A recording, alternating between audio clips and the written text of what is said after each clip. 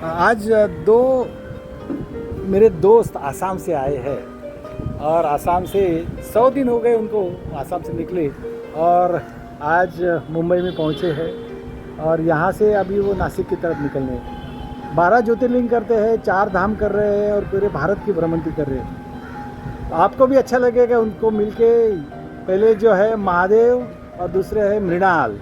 देखो एकदम सादी साइकिल लेके ये साइकिल पे चल रहे हैं। ये देखो मृणाल का ये लोगो है। ये वहाँ के जो टॉप सिंगर थे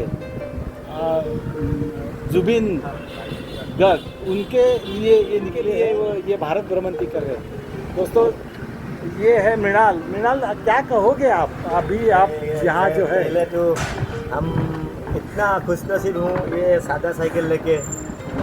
ये छत्रपति शिवाजी महाराज की महाराष्ट्र में हूँ। हाँ तो थैंक यू महाराष्ट्र, हम लोग को इतना प्यार दिया है और कभी ज़िंदगी में हम भूल नहीं पाएंगे कि महाराष्ट्र में इतना अच्छा लगा है।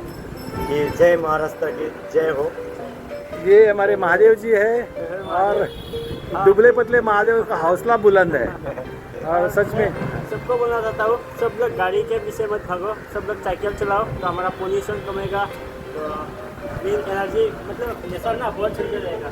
सब लोग 1 किलोमीटर 2 किलोमीटर जितना हो सके सब लोग साइकिल चलाओ।